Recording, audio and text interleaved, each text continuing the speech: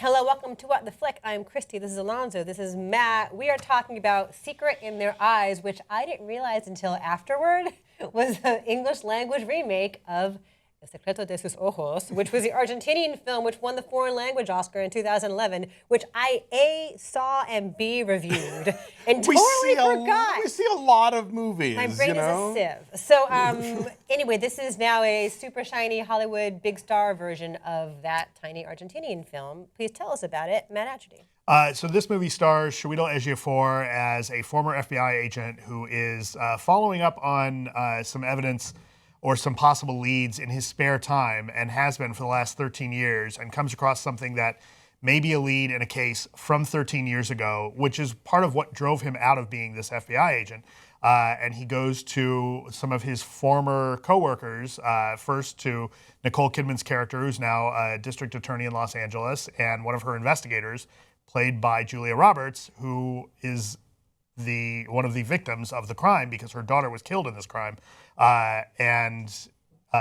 We get this movie go back and forth between what happened 13 years ago and what's happening now. And as the crime starts to get solved and mysteries are unraveled, it takes some twists and turns, and it's very interesting.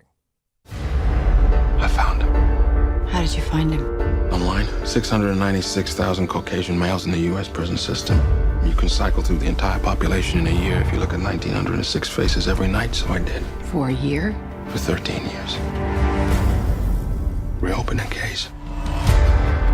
We've had multiple leads. They've all been false alarms. And Jess dies a little bit every single time. I don't have the stomach to watch him walk away again. Maybe we go about this a little less officially. No. Ray. Justice. I owe my daughter that.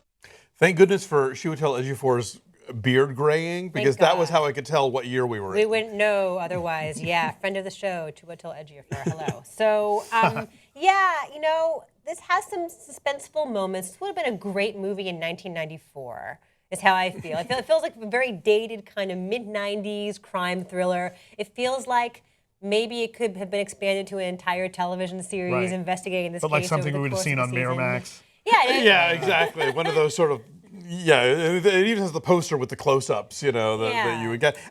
There's a lot of great pieces to this movie that don't fit together very well at all. Okay. For example, a key point of the plot is this sort of passionate yet unfulfilled relationship between Ejiofor and Nicole Kidman, and they're both giving really good performances, and they have zero chemistry. Yeah, I didn't buy that for a second. They have their best scene together is when they're playing good cop, bad cop. Yes. But as far as actually being a couple, never bought it. Yeah, that was a good scene because there were some surprises there. And as I learned when I went back and reread my review of the original film, which I've not seen. That scene exists there. And then you and I were talking afterward. I'm like, okay, there's this Dodger Stadium scene, and it's thrilling, and it's like all one big take where it goes up over the center field wall and down across the field and up into the stands. And That's in the original. I'm like, where have I seen this before? And they do the exact same thing, but the thing with the original is it's in a soccer game, and it really is all one long take. And here they faked it, you think? Here they, that first part of it is maybe with some CGI help, all one take, but clearly it cuts because there were like bathrooms and stairways and well, sure, yeah. But Once they get in the actual movie, in the original, I'm blanking on Campanella. Juan Jose Campanella. Yes, is who directed the original. That really is one take, and I recall like, ooh, that's really impressive. But that also felt like a movie made of pieces, but not necessarily a cohesive. Yeah, like that Dodger Stadium sequence is really great. There's a raft of terrific character actors in this movie: Dean Norris, Michael Kelly, Alfred Molina, and they get their moments to sort of do the thing that you want to see them do. Julia Roberts is going out of her way to be as unglam as possible. Like Nicole Kidman's character is very much sort of career girl, like pencil skirts, Chanel suit wearing. Yeah, totally, politically ambitious, Harvard-educated lawyer.